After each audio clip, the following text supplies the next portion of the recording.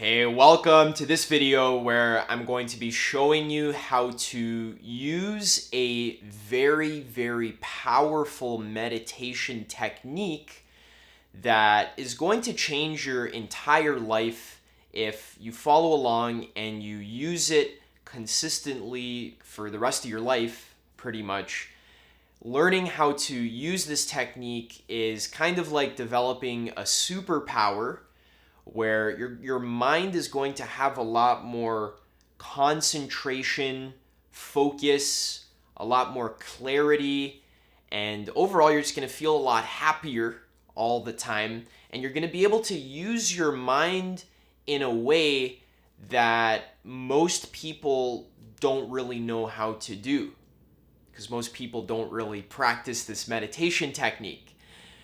So this technique was developed thousands of years ago. Apparently, the Buddha actually invented this meditation technique.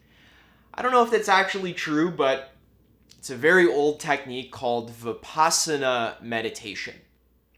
And the word Vipassana basically just translates to clear seeing or direct seeing. So by learning how to do Vipassana meditation, you're going to be developing your ability to see clearly. To see what clearly? To see the present moment, to see the true underlying patterns of reality. You're going to be able to directly see the rising and falling of all sensations. This kind of mindfulness really is what allows you to develop wisdom. Vipassana it's an insight meditation, meaning that it grants you deep insight or deep wisdom into the true nature of all phenomena. And this is very important, because when you can develop wisdom and you can deeply understand what reality is, what experiences are, what sensations are, this meditation just helps you get really familiar and just learn a lot about what is a sensation, what is a feeling, what is a sight, what is a sound, what is a thought. When you can see this directly, using the direct seeing or Vipassana practice, then you won't suffer anymore in your life. The reason why the Buddha discovered meditation was because he was suffering a lot in his life. He lived in a castle as a prince. He had a wife. His family gave him everything he wanted. He could eat as much food as he wanted. He had maids, people serving him. He had the perfect life, pretty much. But the Buddha noticed that even though he had everything he could ask for, he was still suffering. Still, his mind was attached to reality. Still, he was searching for pleasure, and he was always attached to the outcome of events. And this caused him suffering. So the Buddha ran away from the castle, and he left his family behind. He went to go practice meditation with some Hindu yogis. They taught him how to meditate properly. He would sit under trees in the forest, eating no food at all. He would basically torture himself, and he found that really wasn't the right way to do it. And eventually he discovered the middle path after sitting underneath the Bodhi tree, which is this tree that in the tales and the myths, the Buddha sat under this tree for 40 days and 40 nights. He resolved to himself, he said, I will not move from this tree until I have attained full enlightenment or full liberation. until I'm liberated from suffering. I will not move from this tree until I'm free from suffering. So he sat under the tree. He was tempted by his thoughts, by cravings, by fear. All of these things tempted him. But since he learned he was using Vipassana meditation, he was able to break free from these temptations and these fears, and he was able to achieve full liberation, where he became the Buddha, or the enlightened one. And that's possible for you to do as well. The Buddha dedicated his whole life to teaching other people how to become Buddhas themselves, how to become enlightened ones. And that's what I'm going to be showing you how to do now, using this Vipassana practice. Now, I'm not a Buddha. I'm not an unenlightened one. I'm just a student of meditation. Just like the Buddha, I was suffering a lot in my life. And I discovered that meditation really helped me a lot. Just feel happier, to use my mind properly.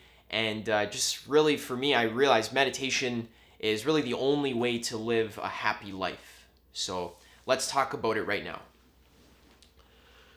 So there's all kinds of different meditation practices out there on the internet.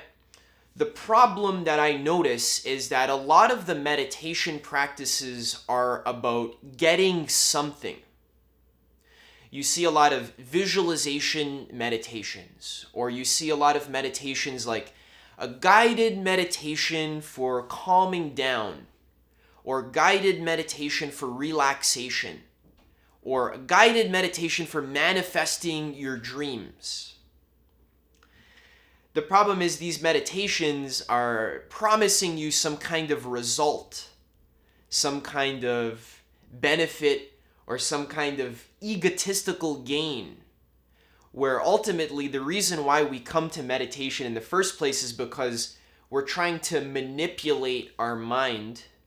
We're trying to get something out of life. We're trying to add to our life. We want more money, so show me a meditation that'll make me more money. Or show me a meditation that'll help me relax and help me let go of my worries. Show me a meditation that'll help me develop a spiritual power so that I can see the future, or so that I can heal people. These meditations are very popular. They're very easy to sell. I could sell you all kinds of meditations that'll, help you walk through walls or help you manifest your dreams. They're very easy to market, very easy to sell. However, they don't actually liberate you from suffering. They don't actually enlighten you. Most of these guided meditations involve visualization, where you're just kind of imagining some scenario, or you're just relaxing, or you're listening to a guided meditation where someone else is guiding you for how to relax. And guys, there's nothing wrong with that at all. A lot of these meditations are very powerful and they help people a lot. So I'm not saying these meditations won't help you feel relaxed, or that they won't help you manifest your desires, but I can say with confidence that they won't help you to get enlightened. They won't help you to liberate yourself from the deep cause of suffering. If you can think of suffering kind of like a tree, right? When I say the word suffering, basically what that means is that if you pay very close attention to your states of consciousness throughout the day, just in a normal day, you'll notice throughout the day, you are always anxious, afraid, sad, craving things, worried, distracted, stuck in your mind, angry, jealous of other people, afraid, I already said. And although it might not be obvious on the surface, very deep down, these These are unwholesome states of mind that are basically always present. And That's why we love to distract ourselves with pleasure, with video games, with food, with entertainment, because we really don't want to face the fact that deep down in our heart, deep in our mind, we're not at peace. We're not liberated from suffering. We're very attached and we're very afraid. And even if the thing is, these meditations online, the ones they help you relax, meditation for calming down.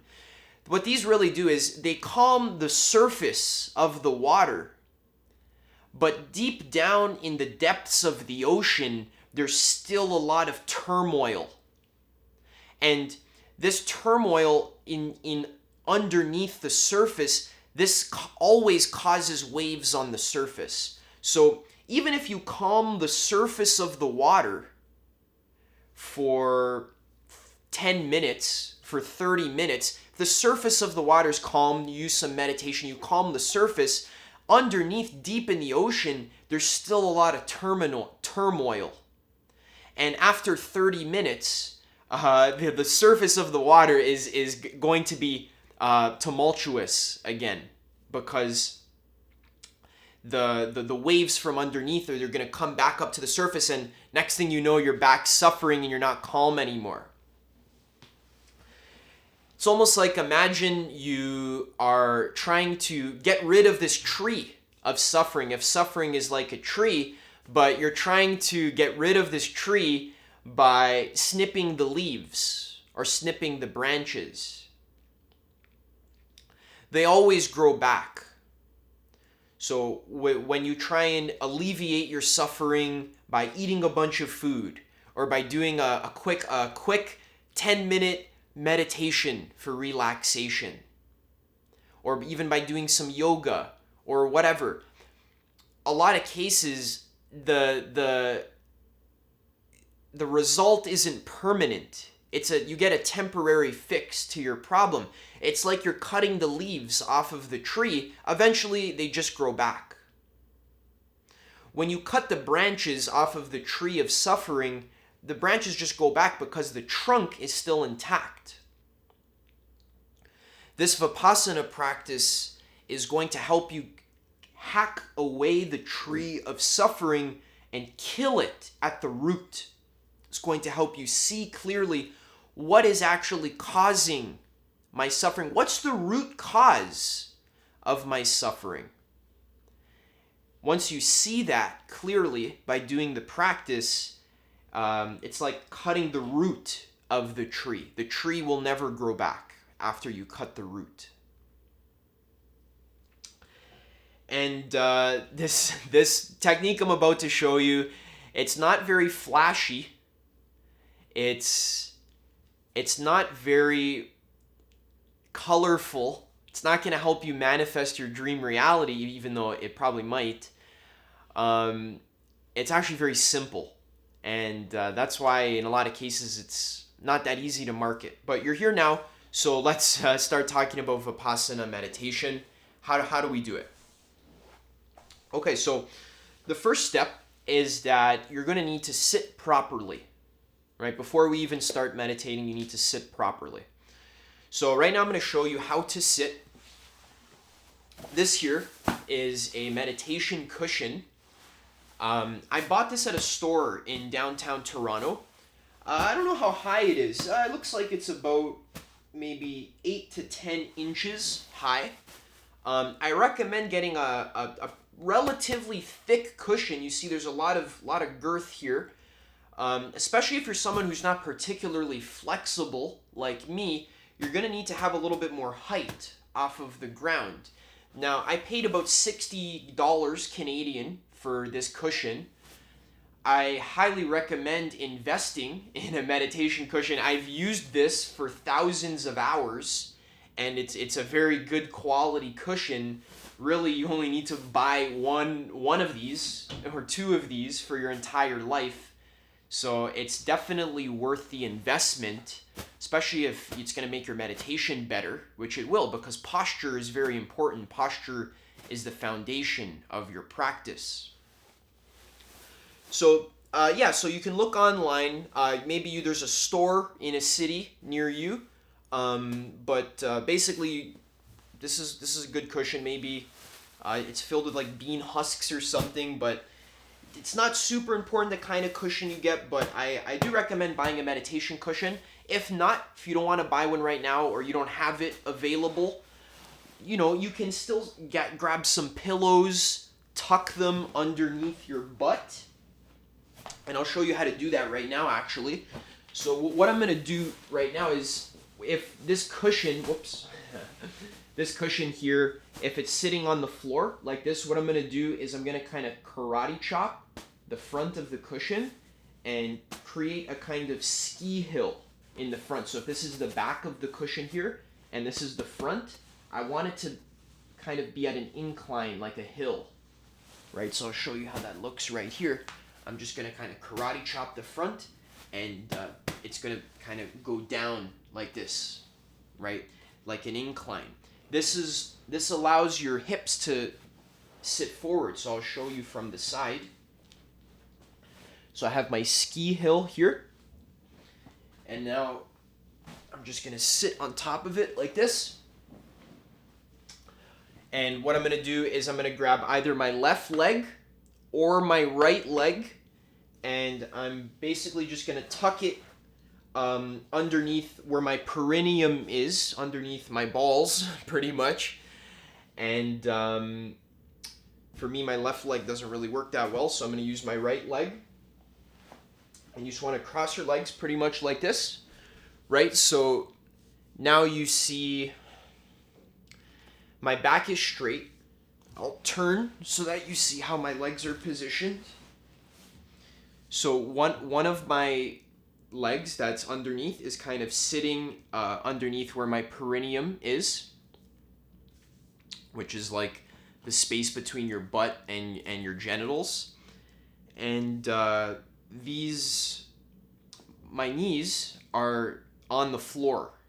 So my knees are touching the ground. Ideally, if you're not that flexible like me, your knees will not be able to touch the ground. So what you can do in that case is grab some kind of pillow or cushion, something, and just tuck it under the space where your knee isn't touching the ground. My left knee kind of has this tendency to stay up like this. So if you can tuck a pillow underneath there, that'll help you a lot. And the key is you want to be able to sit with a straight back like this without having to exert too much effort. That's really the goal. What we're trying to get is we're trying to get a posture where you can sit with a straight back like this, and you don't have to exert too much effort in order to sit like this. So it's kind of like you can your spine, right, is like sitting straight up on your elbow. You can think of it like stacked coins, right? It's like if you stack a bunch of gold coins on top of each other, they'll just kind of like sit effortlessly because they're all stacked on top of each other. Your spine's kind of like that. Your vertebrae, right? You want to stack them on top of each other by creating that ski hill in your cushion. And you want to more or less be sitting on the front of your sit bone and using your knees to support you, almost like a pyramid or a triangle structure. So one more time, just to show you. I'm going to go like this. Tuck under here, create a little ski hill. And then I'm going to sit down. I recommend underneath to have another cushion of some kind. This is just like some like cushion I got from a chair that I don't use. Could really be anything. I've used those like exercise mats before. You can do it on a couch or on a bed, right? As long as because your ankles are going to be on the floor, right? And if you're on like the bare floor, it's going to hurt. So you want to have a cushion underneath you, cushion under your butt, and this is the position, basically. Your spine is straight. Your head is facing forward. Your chin is a little bit tucked down like this. And with your hands, there's basically two things you can do with your hands. You can just rest them on your legs like this. This will grant your meditation a more open energy. This is very free and open. It can also be it can get you lost in your mind because it's too open, right? There's not a lot of foundation or structure. So the other alternative that I highly recommend is to basically grab your hands. You can sit like this, so you can put some kind of pillow in front of you so that your hands like effortlessly sit in front of you like this. Take your right hand, put it over your left hand like this. You can touch your thumbs together and then just kind of have that in front of you, hopefully resting on something so that you don't have to like hold your hands up. You can tuck it into your shirt like this, right? That's not really working. What always works for me that is really great is I actually just kind of tuck them into my pants. So what I do is I take my left hand and I grab my thumb with my right hand. So my left hand, just grab my thumb basically, and that creates this kind of lock here with my hands. It's very simple. You just grab your left thumb pretty much, and then I just kind of put that in my pants here right in front of me, and this is actually extremely comfortable. It's very easy to sit like this. You want your hands to be as close to you as possible in your lap, and this position here, I could sit like this for 30 minutes to an hour very comfortably. My spine is straight, and when my spine is straight, my belly can kind of fall open. So this creates a lot of structure, a lot of foundation for your practice. Posture is very important when we're doing this kind of meditation because the way you hold your body really dictates the kind of energy that flows through you. If you're hunched over like this, you won't be able to develop clarity, and your mind's going to be foggy. You're going to fall asleep a lot more frequently, or you're going to be lost in thoughts. You won't be able to be alert because your spine isn't erect and your posture isn't allowing the energy to flow properly. So over thousands of years, we've discovered this is one of the best postures. This is called Burmese style of sitting.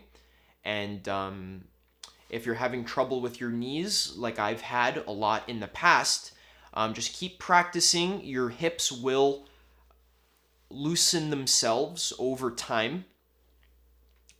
Plus, it's a lot worse when you're sitting on retreats for like hours and hours and hours and hours. If you're only sitting for 30 minutes or an hour a day, then you'll be fine. Your knees, if there's a little bit of pain, that'll fix itself after you're done. All right, so this is the sitting position. So if you can follow along with me right now, basically I'm going to guide you and show you how to do the practice. It's very simple. Now that we are sitting properly, the first step is just to become aware of your butt touching the floor. You want to become aware of all of your contact points with the floor or the ground. So just very gently, just notice where your butt or where your legs are touching the ground. You want to feel that the ground is supporting you.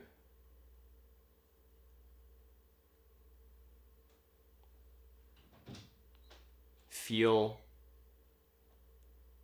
that support coming from underneath you, and just pay attention to that feeling underneath your legs and underneath your butt. feeling supported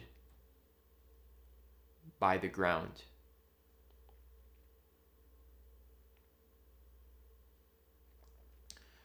So after about 30 seconds of this, we pay attention. This is just trying to ground us and get us ready to practice. I'll guide you through the practice now. You can meditate along, and this is the Vipassana practice. So let's get in our sitting posture. Pay attention to the feelings in your butt, in your legs being supported by the ground. Now you can close your eyes.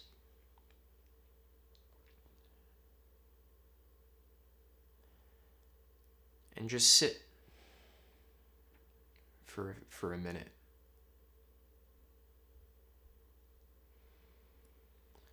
And you may notice that your breath, your stomach, moves as you breathe. So allowing your breath to be natural without forcing yourself to breathe a certain way, notice the movement of your stomach. If it helps you, you can actually take one of your hands and just put it on your stomach and feel for the movement of your stomach. As you breathe in and out, your in-breath should cause your stomach to rise or expand, and your out-breath should cause your stomach to fall or contract. So just pay attention to this physical sensation. How does it feel for your stomach to rise and fall?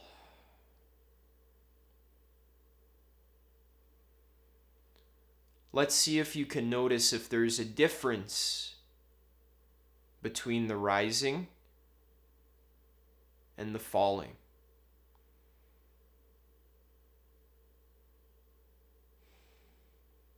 How do the two feelings differ from each other?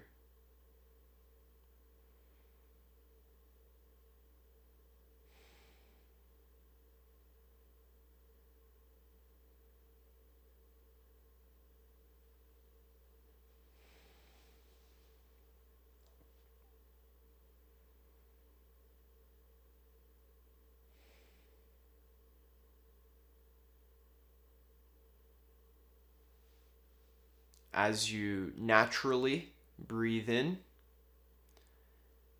you'll feel the breath expand your stomach. You'll feel your stomach rise. And as you naturally breathe out, you'll notice your stomach fall. Just allow your breathing to be natural. If you want to take a big breath, take a big breath. If you just naturally want to take smaller breaths, then take smaller breaths. There's no need to control the breath. We just want to kind of pay attention to how the breath is moving our stomach. And become very aware of that sensation of your stomach rising and falling.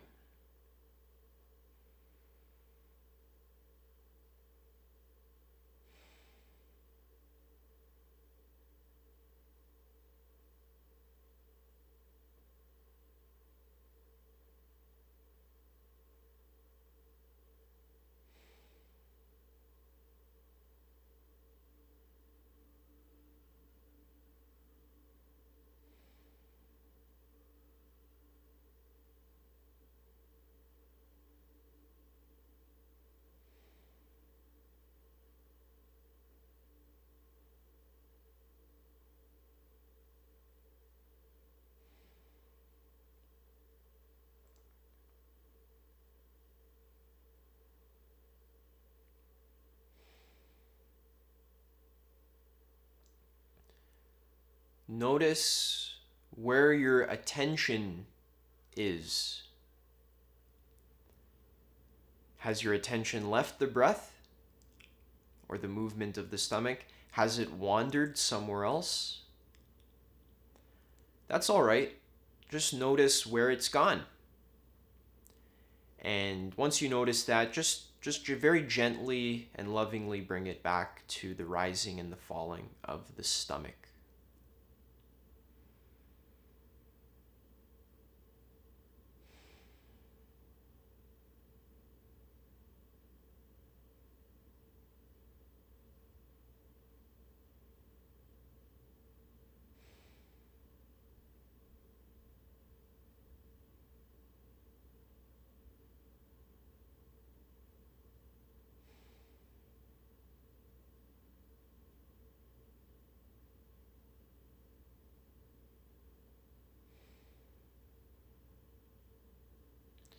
Notice any sensations in your stomach.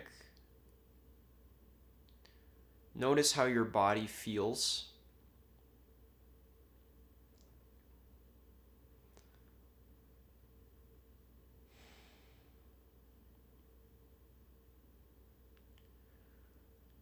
Notice if the meditation or your breath is affecting any other parts of your body.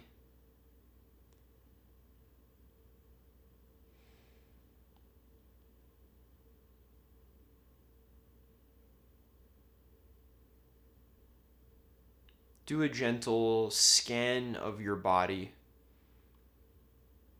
and just feel how your body's feeling.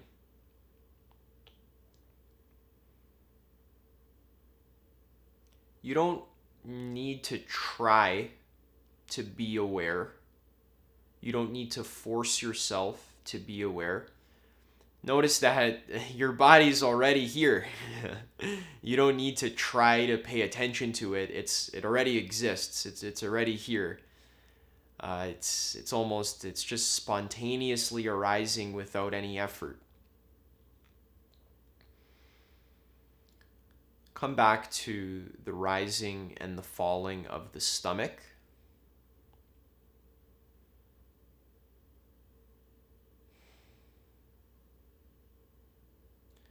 This rising and falling is always here.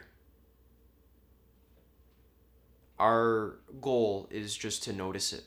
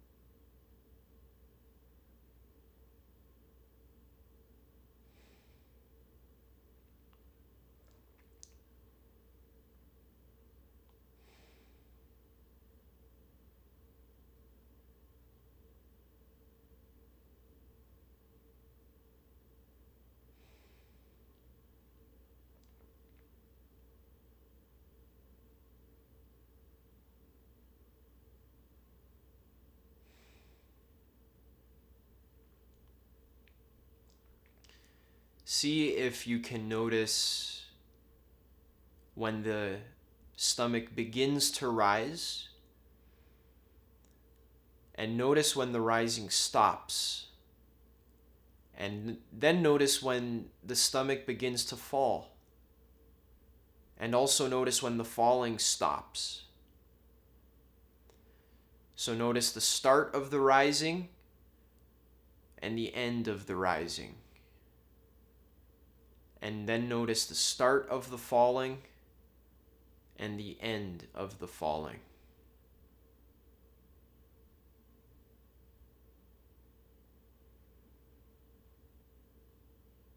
Again, there's no need to control your breath at all, just watching. Watch for the beginning and ending of the rising and the falling.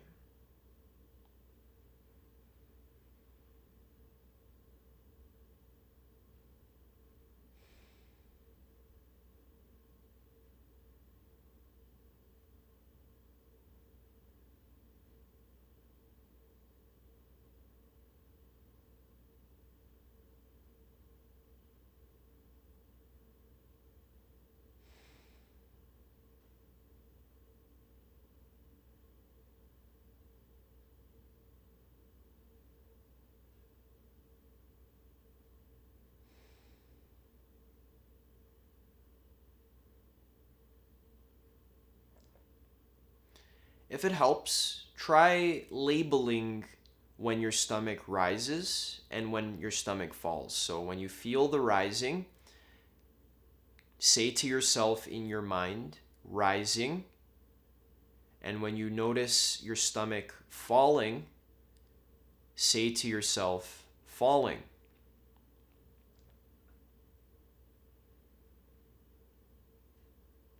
Falling, rising, falling. And you say it to yourself quietly.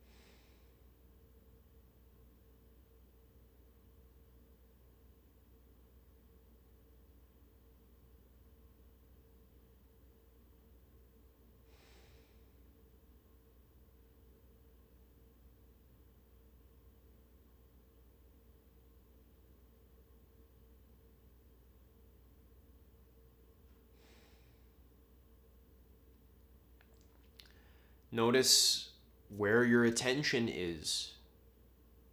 If your attention wanders, just notice that and bring it back to the rising and the falling. Pay close attention to how it feels for your stomach to rise and fall. See if you can get the beginning of the rising, the middle of it, and the end of it. See if you can notice.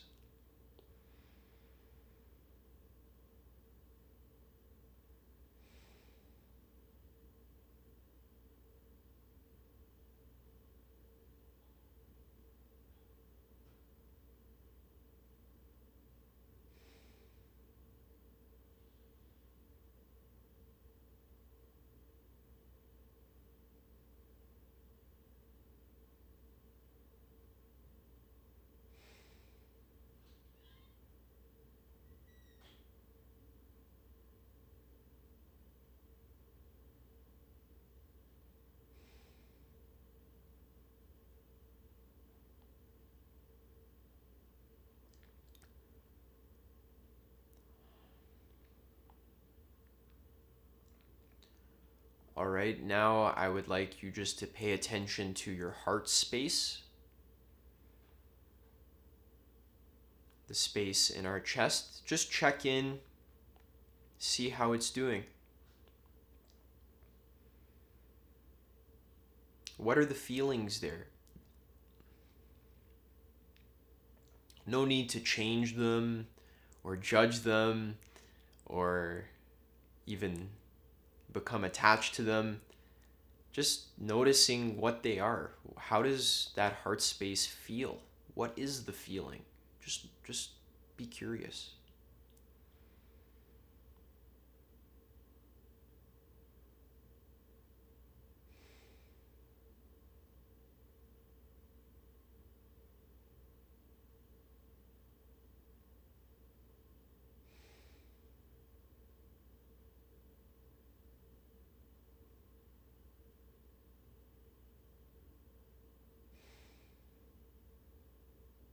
If you begin to feel blissful, just allow that. If you don't feel anything at all, just allow that too. Keeping your attention on your heart space.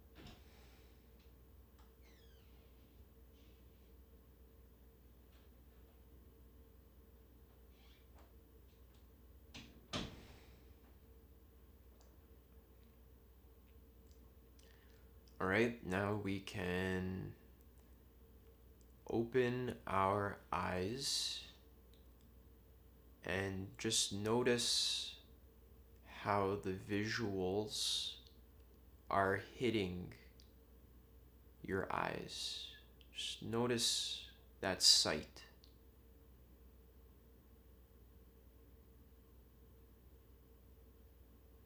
Notice if there's any change in your vision because of if the meditation has changed the way you see.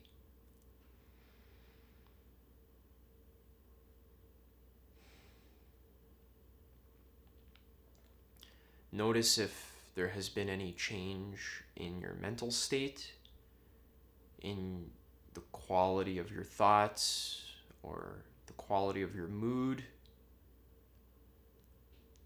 Just notice if there's a change.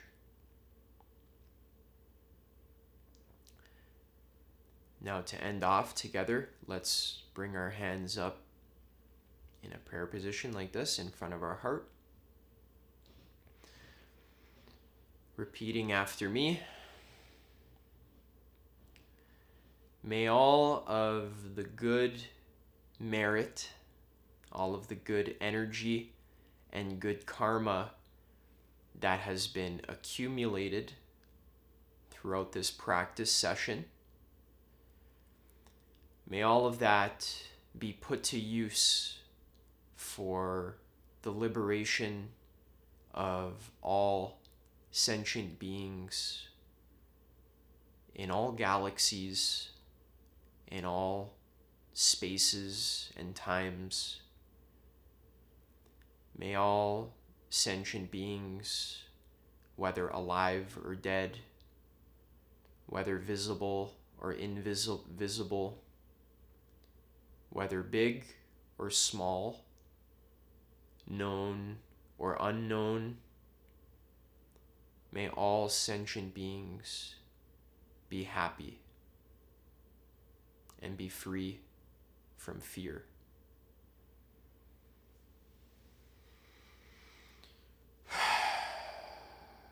And I like to kind of take the energy and just kind of share it from my heart out and put that dedication out into the universe. All right, we're not quite done, still practicing. Very slowly and just patiently, just pay attention. What I want you to do is I want you just to very slowly, mindfully figure out how to stand up. Allow yourself to stand up. And what I want you to do is just to walk around a little bit. So you can stand up, and very slowly, I'll show you how. Basically, you're just going to want to walk around.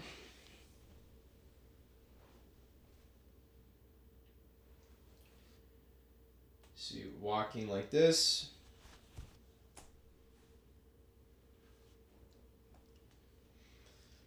Just stand normally and very slowly and mindfully see how the sitting practice has changed the way that you walk.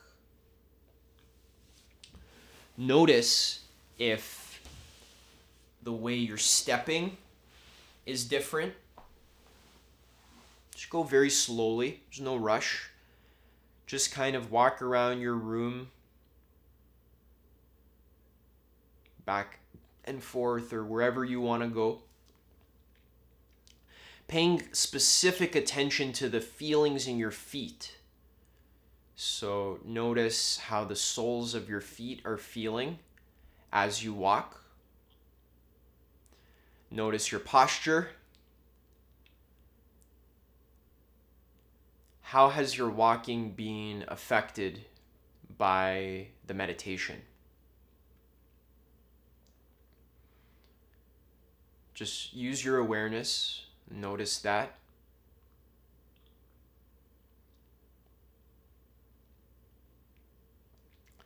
And after you finish with your sitting, normally, throughout in the future, when you do this by yourself, what you can do is just walk around for 5 minutes and see how the meditation practice infuses itself into your walking, and become very aware, very mindful, and pay specific attention to the feeling in the soles of your feet, because that's where you're contacting the ground.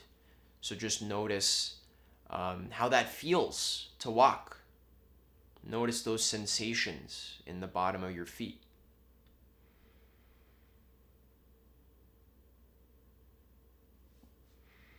All right, notice if the energy kind of gets pulled up into your mind. You notice the difference. See, sometimes the energy is like up in your mind, stuck up here in your head. Other times the energy is in your feet, where it should be when you're walking. Notice if there's a different feeling quality, right? When you're paying attention to your feet, you feel a certain way. Maybe you feel more grounded or feel more calm. Then when the energy gets into your mind, notice how that feels. Sometimes it feels tight, feels uncomfortable.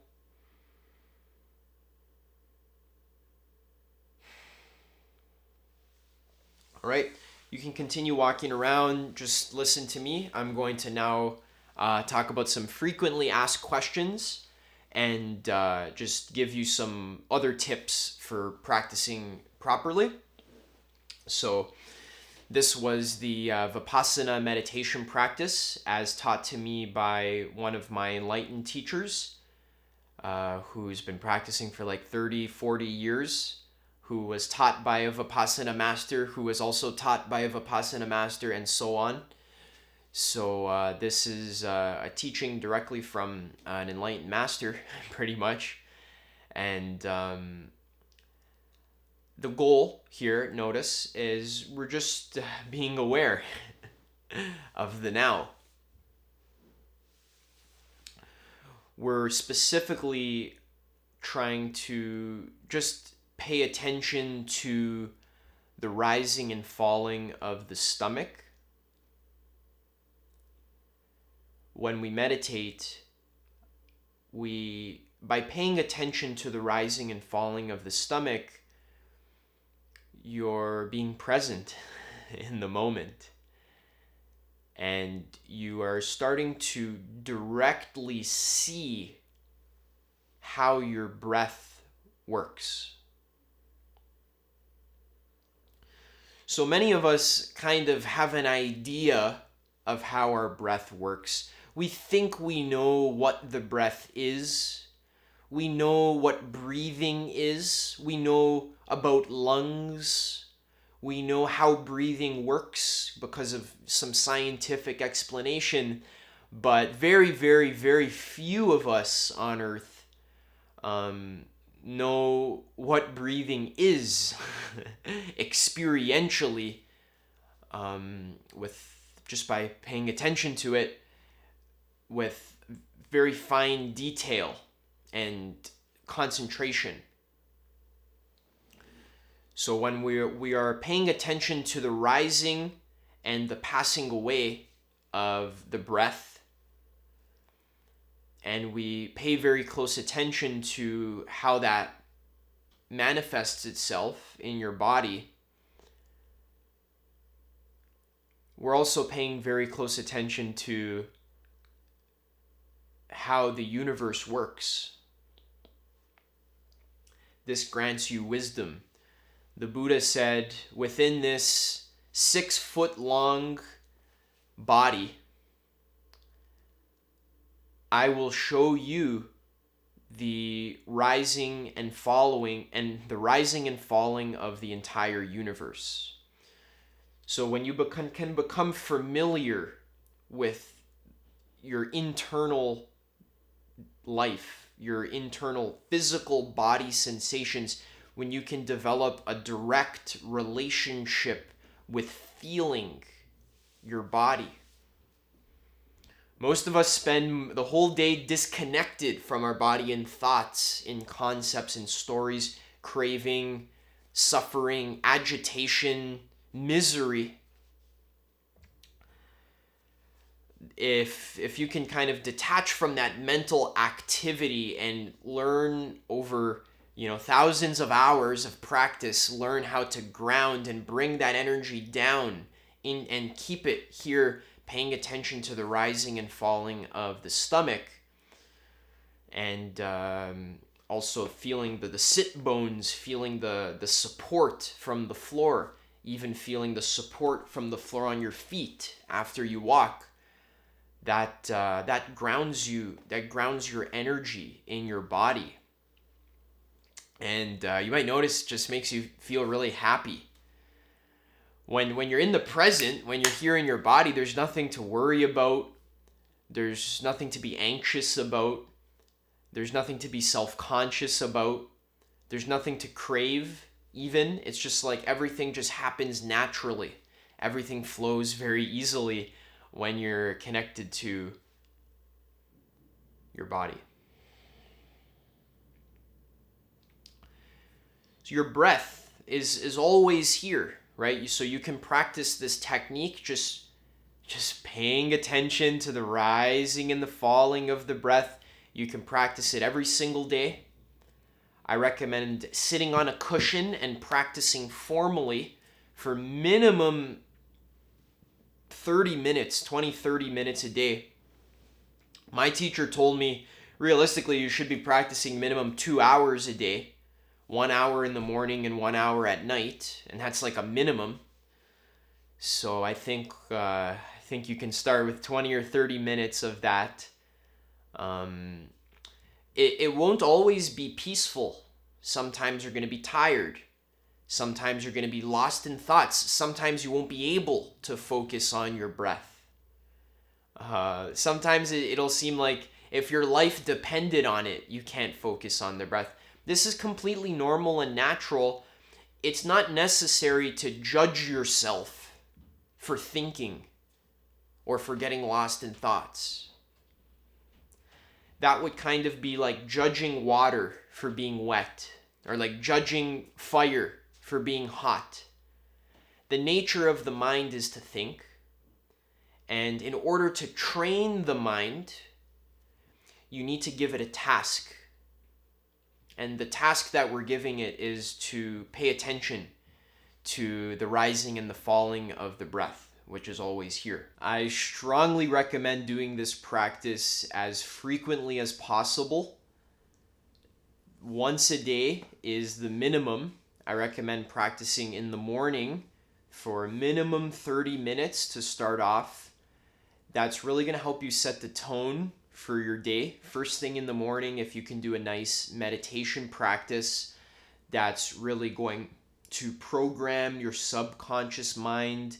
It's going to have a really deep effect on your psyche, on your being, and plus you don't have to worry about it after for the rest of the day. When you meditate first thing in the morning, it's like you already did it, so you don't have to think about it the rest of the day.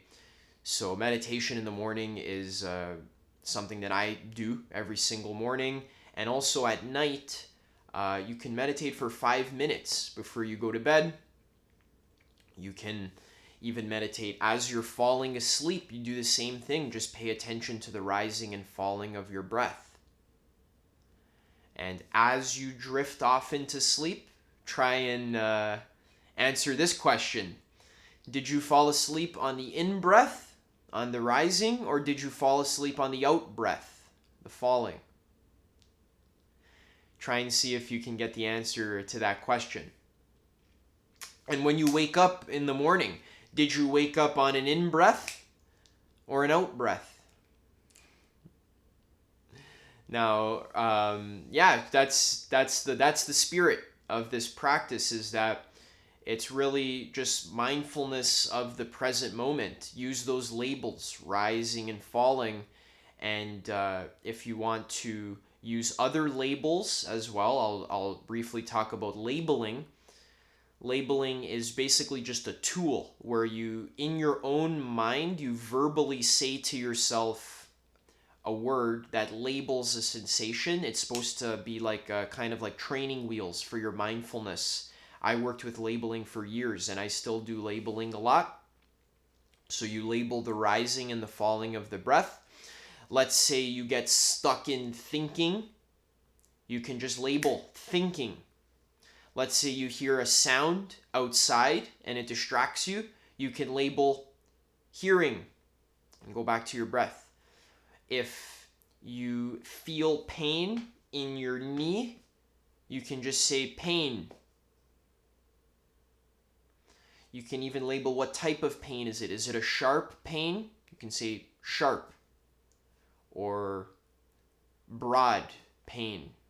Or burning, searing. These kinds of labels, they're just guides. They're just like training wheels for your mind to be aware of something. Because when you label something, you know that you're aware of it.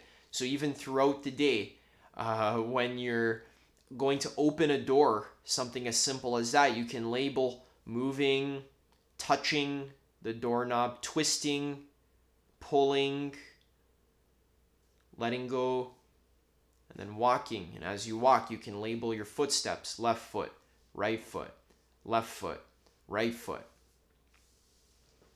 This might sound crazy, but this might sound exhausting to have to do this, but what's really exhausting is spending the entire day stuck in thoughts all day. If you haven't noticed, your mind and your untrained mind actually wastes way more energy than simply just labeling your feelings or labeling your thoughts. So when you're doing the actual meditation practice, I recommend you can try using labels. So you label the rising and falling, and then when you notice yourself being pulled away from the rising and falling, your attention gets pulled away, just label what it was that distracted you. So it could be a feeling, could be a sound, could be some visual that you got behind your closed eyes, seeing. Could label thinking. Could label pain, right? So whatever it is, notice that. The reason why this practice is so powerful, and in my opinion is even more powerful than a lot of guided meditations, is because this is something that you have to do, right? So I just kind of taught you how to do it, but what's great about this practice is it's something that you're doing. It's you're doing the practice. Guided meditation is great. It's very powerful, but it can become a crutch if you just always need to do a guided meditation where someone else is telling you what to do. You're really not really meditating. You're just kind of you're doing what someone else tells you to do. And yeah, guided meditation is good sometimes. It's very powerful. I love doing them once in a while, but my main practice is Vipassana, which is just paying attention, noticing the truth, noticing your physical sensations in the rising and the falling. This is awareness. This is like actual mindfulness. This is what allows you to cut the root of suffering from your life. The root of suffering is not really a concept or an idea. I can't really explain to you what it is conceptually, because that would be like trimming the leaves. The root of suffering is something that can't be explained verbally. The Buddha said that it was clinging to objects, but it's more than that. It's more of a sensation of feeling. The root of suffering is more of a pattern or a physical thing. You have to see it directly. You have to notice it.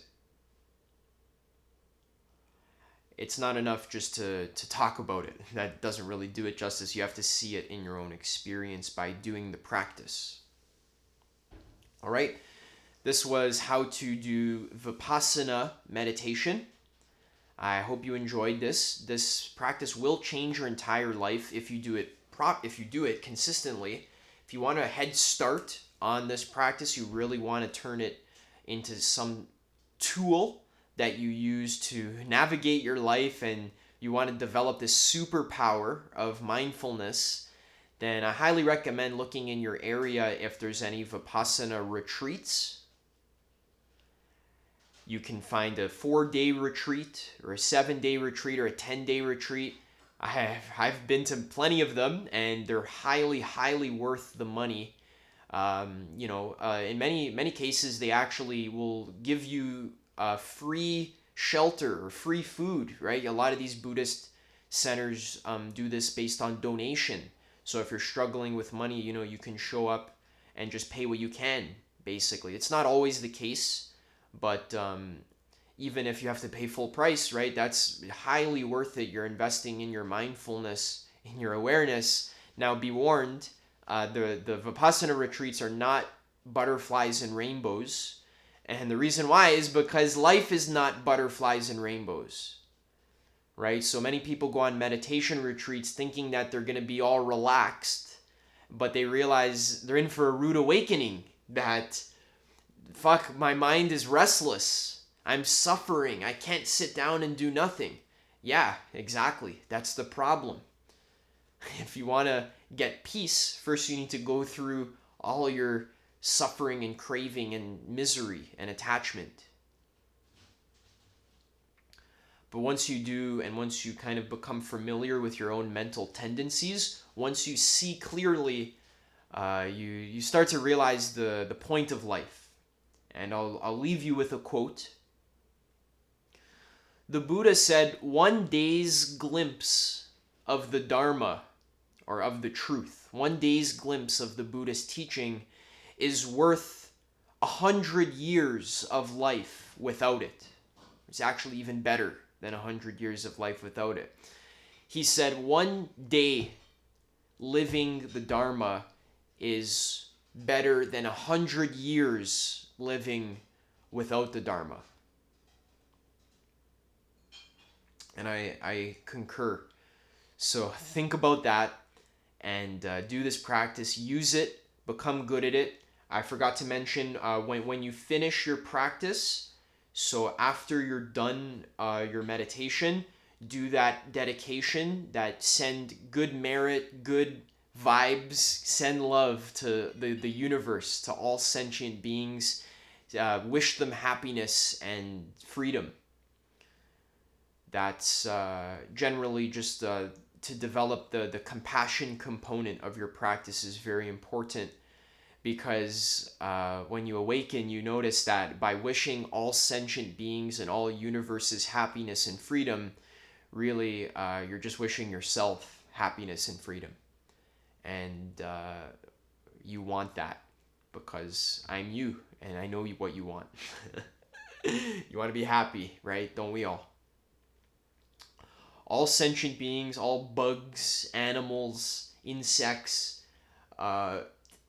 ghosts, gremlins, goblins, aliens, all of them, regardless of what they are, they want happiness and they want love and they want peace and freedom from fear and suffering.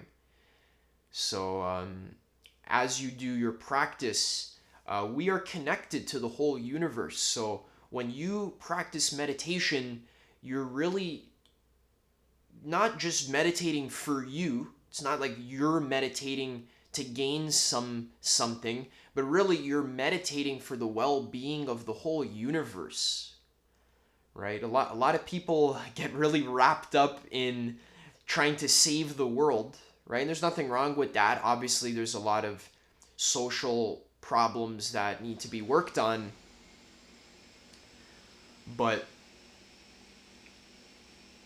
really, if you want to save the world, the main thing to focus on is your own meditation, because by developing your awareness, you're really granting peace and freedom to all sentient beings, because we're all connected. So thank you very much for your practice, and I hope you enjoyed this.